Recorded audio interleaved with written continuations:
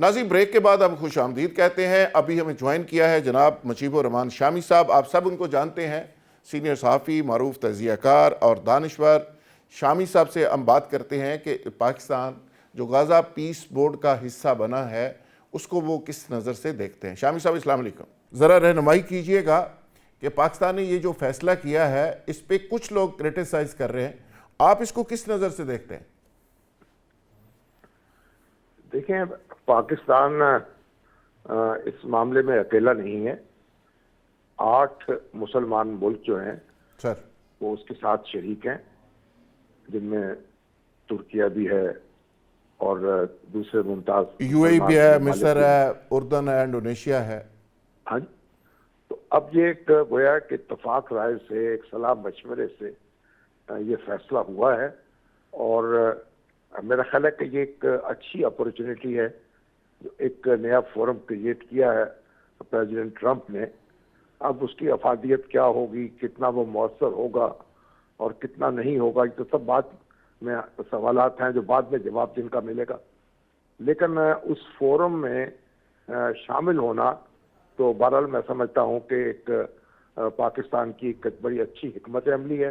اس نے اپنے مسلمان بھائیوں کے ساتھ مشورے کے بعد یہ فیصلہ کیا ہے، اور یقیناً اس فورم میں فلسطینیوں کے حق میں آواز بلند کرنے والے جو ہیں اس سے ان کی آواز مؤثر ہوگی، اور غزہ میں امن قائم کرنے کے لیے اور پھر اس کی تعمیر نو کے لیے ایک بڑا کردار جو ہے وہ ادا کیا جا سکے گا. ایگزیکٹلی، بالکل آپ نے صحیح کہا کہ پاکستان آئسولیشن میں اگر چلا جاتا تو پھر بھی بہت سارے لوگوں نے اس پہ بھی کیڑے نکالنے تھے کہ پاکستان کو جانا چاہیے تھا. اچھا، یہ رہنمائی کیجئے گا کہ اس پہ ایک پوائنٹ یہ ڈسکس کیا جا رہا ہے کہ جی یہ فورس جو ہے ویسے تو ان کا سکوپ آف ورک بہت لمبا چوڑا ہے، لیکن اس میں حماس کو غیر مسلح کرنا، حزب اللہ کے خلاف کارروائی کرنا، اس حوالے سے آپ سمجھتے ہیں کہ پاکستان کے اوپر کوئی فیوچر میں کوئی ایسی بات آ سکتی ہے ایران کی طرف سے یا فلسطینیوں کی طرف سے؟ دیکھیے، ابھی تو اس کے جو مقاصد بیان کیے جا رہے ہیں وہ تنازع کو ختم کرنے کے حوالے سے ہیں، غزہ کی تعمیر نو کے حوالے سے ہیں، اور غزہ کے لوگوں کو سیکورٹی فراہم کرنے کے حوالے سے ہیں. تو جو ہم آگے بڑھیں گے تو معلوم ہوگا کہ کس طریقے سے پیش رفت ہوتی ہے، اور جس کو پاکستان اس بات کا پابند تو نہیں ہوگا کہ ہر معاملے میں امریکہ کی ہاں میں ہاں ملائے. ٹھیک اسے بات ہے. اختلاف بھی کیا جا سکتا ہے، اپنا نقطہ نظر جو ہے اس کو پیش بھی کیا جا سکتا ہے. اور اس وقت بھی آپ دیکھیے کہ اس کا کوئی متبادل نہیں ہے ہمارے پاس. بالکل ٹھیک. یعنی یا تو آپ گھر میں بیٹھے رہیں اور کٹی کر کے، اور اگر آپ کو پیشکش نہ ہوتی اس میں شامل ہونے کی تو پھر اس بات پر اعتراض ہوتا، کہتے یہ آپ کو تو پوچھا ہی نہیں کسی نے، آپ کی تو کوئی اہمیت نہیں ہے. تو جب ایک 60 کے قریب ممالک جو ہیں ان کو دعوت دی گئی ہے وہ اس میں شریک ہوں گے، تو ظاہر ہے کہ پاکستان کو بھی اور دوسرے برادر اسلامی ملک جو ہیں ان کو بھی اپنی بات کہنے کی آزادی ہوگی، اس کا موقع ملے گا، اور وہ اپنے موقف کے حق میں لوگوں کو ہموار کر سکیں گے. تو یہ ایک میرا خیال ہے کہ حماس کو جہاں تک غیر مسلح کرنے کا تعلق ہے، اور جہاں تک آپ نے دوسری کوئی حزب اللہ کی بات کی ہے، جی جی میرا خیال یہ تو اس کا جو بورڈ ہے اس کے ایجنڈے پہ یہ بات تو ابھی تک نہیں آئی. اور دوسری بات یہ ہے کہ حماس جو ہے وہ تو اس بات پر اب ظاہر ہے کہ اس کو جو سیٹ بیک ہوا ہے جنگ میں، اور اس کے بعد اس کا رول بھی تبدیل ہوگا. اب اسے ایک سیاسی جماعت کے طور پر کام کرنا ہوگا، اس کے لیے اس کا راستہ کشادہ ہوگا. تو میرا خیال ہے یہ بہت سے معاملات ایسے ہیں جو وقت کے ساتھ ساتھ کھلیں گے، اور حماس جو ہے ظاہر ہے کہ اس کا کردار بھی بدلے گا، اور حماس بھی ایک نیا رول ادا کر سکے گی، اور اس کے لیے میں خیال تیاری اس کے رہنما کر بھی رہے ہیں. تو اس وقت جو پیش رفت ہو رہی ہے اس کا کوئی اور ہمارے پاس متبادل نہیں ہے. یا تو آپ بیٹھے رہیں دنیا سے کٹی کر کے اور منہ موڑ کے، اور یا یہ ہے کہ آپ جہاں آپ کو موقع ملتا ہے وہاں اپنی بات بنوانے کی کوشش کریں. اور میرا خیال ہے فلسطینی بھی اور حماس بھی ان کو تقویت ملے گی ہماری وہاں موجودگی سے. بالکل آپ نے صحیح کہا، اور فیصلہ پاکستان نے چونکہ جو کیا ہے اسلامی ممالک کے بہت سارے دیگر لیڈرز کی مشاورت سے یقینی طور پہ کیا ہوگا۔ شامی صاحب یہ بھی ذرا بتائیے گا کہ جو ٹرمپ کی طرف سے امریکہ کو بار بار دھمکیاں دی جا رہی ہیں، اب تو ٹرمپ صاحب نے کہا جی میں نے کوئی لیٹر لکھ کے رکھ دیا ہے، مجھے اگر قتل کیا گیا ایران کی طرف سے تو پتہ نہیں میں چھوڑوں گا نہیں۔ قتل ہونے کے بعد وہ ایران کو تباہ برباد کیسے کر دے گا، یہ پتہ نہیں کیا ہو گیا اس کے دماغ کو۔ اچھا، ایران کی طرف سے کہا جا رہا ہے کہ ٹرمپ نے اگر خامنائی کو چھیڑا تو دنیا کو آگ لگا دیں گے۔ آپ کو کچھ لگ رہا ہے کہ آنے والے دنوں میں ایران پہ اٹیک ہو سکتا ہے؟ دیکھیے ابھی تو انہوں نے یہ کہا ہے کہ ایران سے جنگ کا کوئی ارادہ نہیں ہے، ابھی تو انہوں نے اگر ارادہ تھا بھی تو اس کو مؤخر کر دیا ہے، ٹھیک، اور لگتا ہے کہ ایران سے بھی کسی نہ کسی سطح پر کوئی نہ کوئی رابطہ اور بات چیت جاری ہے۔ اب یہ تو ٹرمپ کی اپنی یعنی ایک تھنکنگ ہے، اپنی سوچ ہے، اپنی ان کی ایک اپنا ان کا ایک سٹائل ہے، وہ کسی وقت کوئی بات بھی کہہ سکتے ہیں، اور ایران کے جو رہنما ہیں وہ بھی ظاہر ہے کہ اپنا ایک انقلابی جوش و جذبہ رکھتے ہیں، لیکن ہمیں توقع رکھنی چاہیے کہ حالات اس حد تک نہیں بگڑیں گے۔ اور اس وقت آپ دیکھیں کہ پریزیڈنٹ ٹرمپ جو ہے انہوں نے تو تاحیات اپنے آپ کو اس بورڈ کا چیئرمین مقرر کیا ہے، لیکن اب ظاہر ہے کہ اگر ان کی میعاد صدارت ختم ہو جاتی ہے جس کے 3 سال باقی ہیں تو اس کے بعد پھر وہ بورڈ میں ان کے جو چیئرمین رہیں گے بھی تو وہ بورڈ جو ہے ایک بس بلیک بورڈ بن کے رہ جائے گا یا سائن بورڈ بن کے رہ جائے گا۔ تو یہ تو جب تک وہ امریکہ کے صدر ہیں اس وقت تک اس کا کوئی تھوڑا بہت دبدبا ہوگا یا روب ہوگا، تبھی تو لوگ اس طرف متوجہ ہوں گے اور وہ کام کر سکے گا۔ تو بہت سی باتیں ایسی ہیں جو کہی جا رہی ہیں بغیر سوچے سمجھے، اور اس کا مطلب یہ نہیں ہم ان پہ الجھ جائیں، ان پہ پریشان ہوں۔ تو جو وقت آگے گزرے گا اور عملی کارروائی کا آغاز ہوگا تو پھر تو ہمیں معلوم ہوگا کہ ہم کس طرح اپنے مقاصد حاصل کر رہے ہیں۔ لیکن پہلی بنیادی بات یہی ہے کہ غزہ میں جو اس وقت بھی اسرائیل جارحانہ اقدامات کر رہا ہے وہ رکیں، فلسطینی جو ہیں اور غزہ کے شہری جو ہیں ان کو سکون کا اور سکھ کا سانس آئے، اور غزہ کی تعمیر نو جو ہے اس کا آغاز ہو۔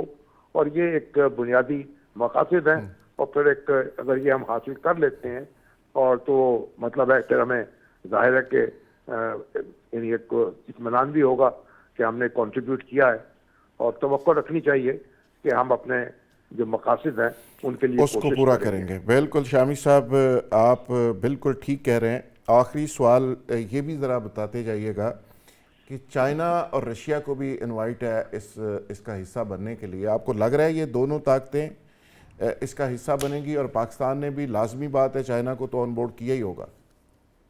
دیکھیں یہ روس کی طرف سے تو میں سمجھ رہا ہوں کوئی ایسی آئی خبر میں نے دیکھی ہے کہ وہ انہوں نے تو کوئی آمادگی ظاہر کی ہے، لیکن چین کا رد عمل ابھی سامنے نہیں آیا۔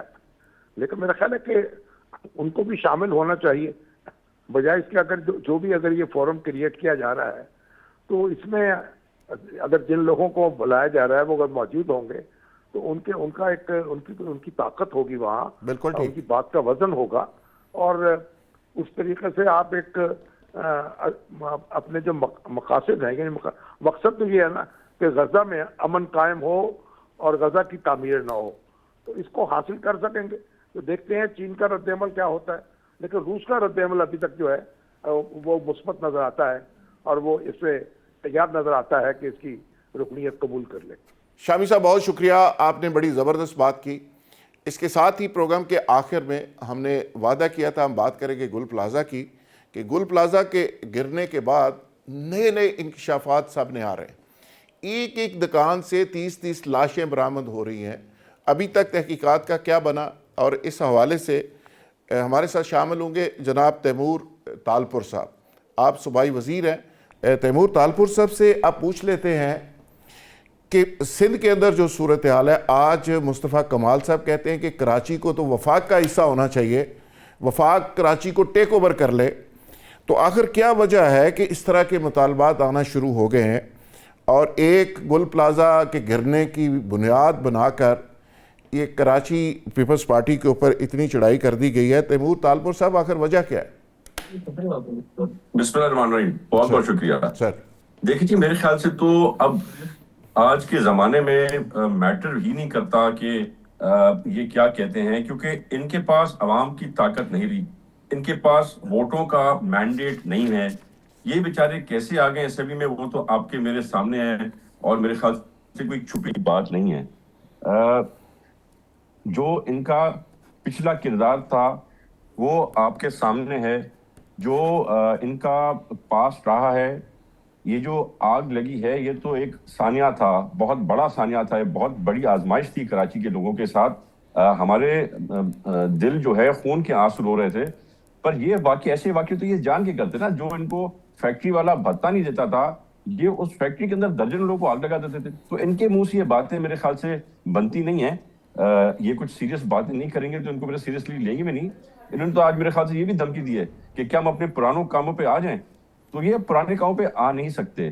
وہ زمانے چلے گئے جب یہ کلیشن کوف کی سیاست کرتے تھے.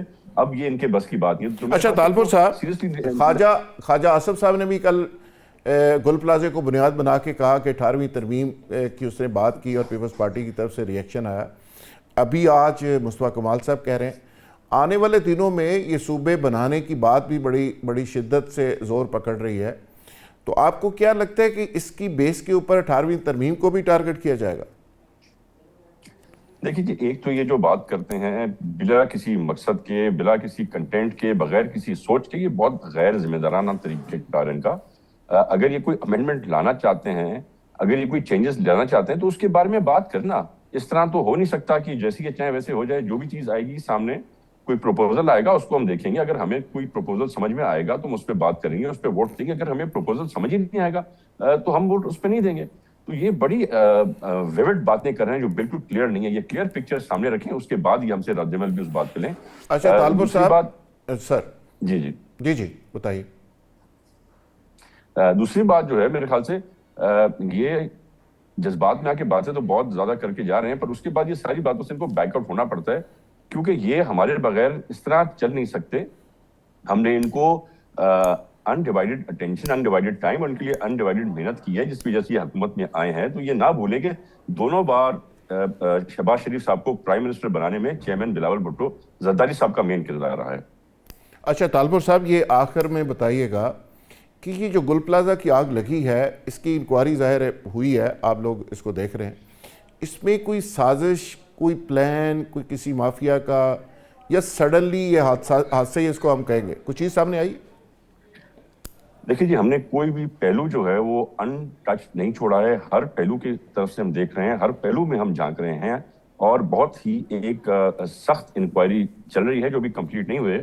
اوکے پر ابھی تک جو شواہد آئے ہیں اس میں کہیں بھی کوئی ایسی چیز نظر نہیں آئی جس میں ہم یہ شک کر سکیں کہ یہ جان کی کسی نے اوکے یہ جی، حادثہ طالپور صاحب کیا بہت ہو. شکریہ. تیمور طالپور ہمارے ساتھ موجود تھے آخر میں. تمام مہمانوں کا بہت شکریہ. اس کے ساتھ ہی اب اجازت چاہیں گے. اگلے ہفتے انشاءاللہ نئے پروگرام کے ساتھ دوبارہ حاضر ہوں گے. بہت شکریہ.